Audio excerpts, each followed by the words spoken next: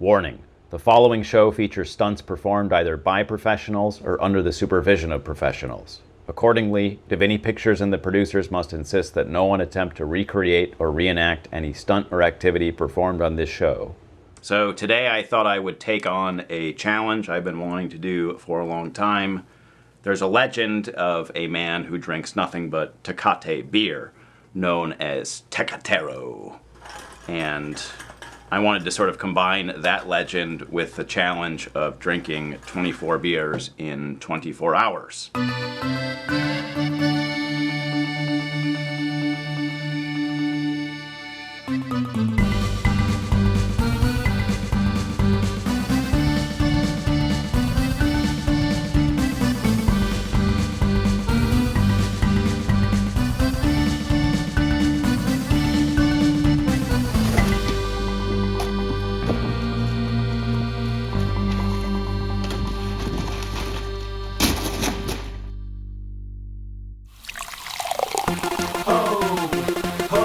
So here we go. First two are going in. The problem with Tecate is that in a beer drinking competition, the concern is not going too slow, but rather going too fast.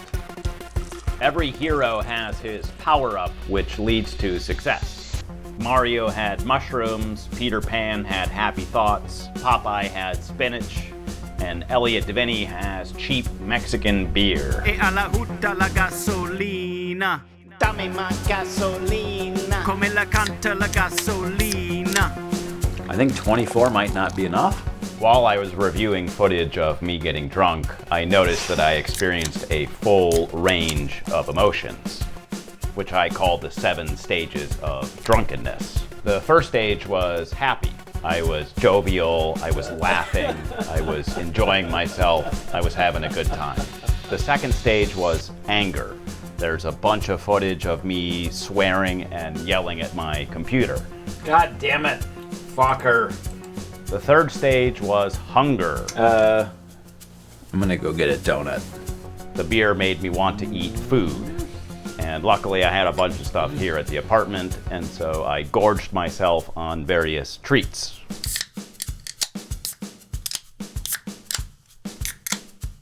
After that, I started listening to music with headphones on, and I became very emotional listening to various rock songs from the 90s. The fifth stage was creative. I got a bunch of ideas about what to do with my YouTube channel and various art and music projects, and even started to write some of those ideas up on the board above my desk. The sixth stage was cocky. I became very arrogant about how many beers I had already consumed in such a small amount of time. 12 beers in fucking 5 hours. And started to think that I was the coolest guy in the universe. Maybe I am, who knows? I'm ready to take on the fucking world. The final stage was restless. After being cooped up in my studio, drinking beer, eating, writing ideas on the board, I needed to get out of the apartment. I made the mistake of sprinting through this race, and things quickly got out of control. I walked 2 miles through the park. I'm Tecatero. I'll be your host for today. To pick up my order at Jersey Mike's, and then on the way home, I stopped off at Burger King for some tacos. Am I slurring my speech? It feels like I'm slurring my speech. People always say to me, Elliot, how pathetic can you get? There are 25,000 restaurants in the Los Angeles area, and you're eating tacos from Burger King. To which my response is, it's only when I'm drunk, and sometimes when I'm sober. On the way back, I felt a combination of fatigue and hunger, so I stopped at the park to eat the first part of my sandwich and ended up taking a nap right there in the grass. Beer competitions are a lot like Freddy Krueger movies. If you fall asleep, you're done for. Once I woke up, I walked back to the apartment here and lied down on the air mattress in front of the air conditioner for what I thought was a nap, but ended up sleeping through the night and failed my first attempt at the Tecatero challenge. In any sort of challenge with 24 in the title, it's impossible to not think about Jack Bauer. While this would be a near impossible parody to pull off by myself, luckily my nephew Cameron was there to step in and fill the gap. Look, Mr. President, I don't think that's possible, sir. I don't care about Thomas the Tank, sir. This is the moment of crisis. I don't care how much you love macaroni and cheese. We need action, sir.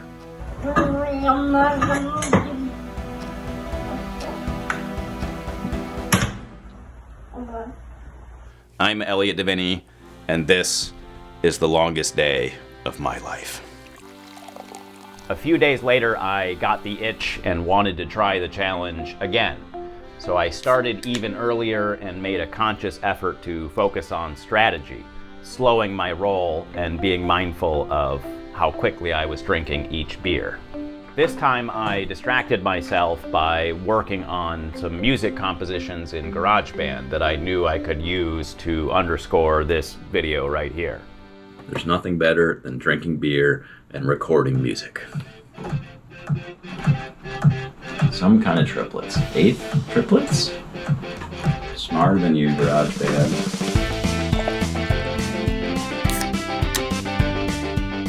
So I'm trying to think of this in terms of sports. 24 beers, I did 6. So it's like a sports game, 4 quarters, much like hockey. Oh shit, that's only got 3. Like baseball, no, that's 9 innings. Ping pong, football, it's like football. Making nachos here in the kitchen. And if I get drunk, well, I'll pass out on the floor now, baby. You won't bother me no more. It's got 4 quarters like $1 put into a change machine at an arcade. Ha! I'm like a solid 7 now. Like vision starting to get blurry. My speech is obviously slurred. I'm confusing words. I drank my first 12 beers here at the apartment and then made my way to Beeman Park to record a drunken interview. Oh no, I owe you a lot of drips, dude. Throwing beer on top of coffee might be a bad idea, but I'm full of bad ideas. This is just one of them. This is a weird tangent, but I sort of feel like a lot of sports fans take way too much pride in what their local team does. They're like, oh, I live here and the sports team lives here, so we're simpatico, you know, like they represent me. It's like, no, they don't. Any player on any team would gladly move to any other city to make more money. There's no team camaraderie, there's no loyalty. It's just who can make the most money anywhere. And if you're good at playing sports, you don't have to watch them. So people that watch sports are really just unathletic losers that are sort of jealous of people that do it professionally. Beautiful, Elliot. Very nice.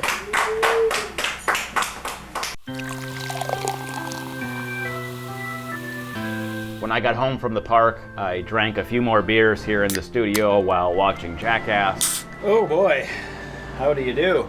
Did you see how I just drank 15 beers in 12 hours? That's instinct. You can't teach that. It's sexy, ain't it? Well, you thought you could escape, didn't you? And then around sunset, thought it would be fun to go down to the pool and run some experiments with my new remote control boat. Look at that, it's so patriotic. It's got stripes and everything. Red, white, and blue, baby. This is Gulliver's Travels meets Miami Vice. Once I was down there, I immediately made friends with the neighbor kids. We took turns controlling the boat, steering it around the pool. We ran some experiments attaching the GoPro to different parts of the boat. One of the kids had the bright idea to mount the GoPro under the boat, and that resulted in some really cool footage. Come sail away with me.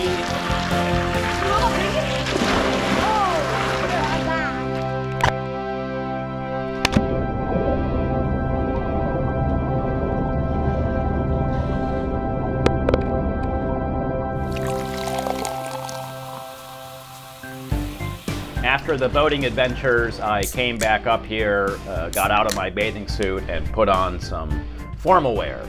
Now, the Tecatero was not satisfied with the ties already in my collection and decided to create one from scratch. For a drunk guy, his artwork is actually pretty good.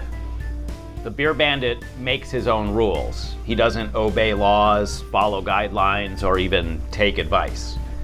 After creating his tie, he felt like walking around Sherman Oaks with a backpack full of beer, so that's what he did. When he got back from his walk, he remembered he's not supposed to swim after hours or have glass by the pool, but he wanted to go night swimming with a giant glass of beer, and so night swimming with a giant glass of beer is exactly what he did.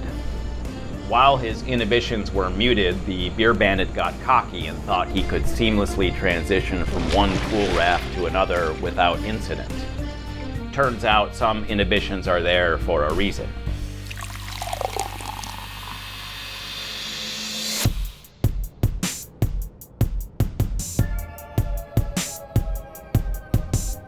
After night swimming, the Tecatero vanished. He is considered armed and dangerous. This photo of ELLIOT buck naked in his studio, drinking Progresso soup directly from the can, is the last known piece of media. If you have any information about this man's whereabouts, contact your local authorities immediately. Police theorize several possible outcomes as to what could have happened to the man affectionately known to the world as Tecatero. Scenario number 1. He crossed the southern border and is now laying siege to the Tecate brewery in Mexico. Scenario number 2. He was extradited back to Colombia to face justice for crimes committed while in quarantine. Scenario number 3. His car broke down on the way out of town and he's now lying on the pavement somewhere trying to tape it back together. Here is a photograph of what the Beer Bandit looked like shortly before his disappearance. And here is a computer-enhanced simulation of what he might look like today. No, that's the wrong one. Robert Stack, take 2. Here is a computer-enhanced simulation of what he might look like today. Yeah, that's the one.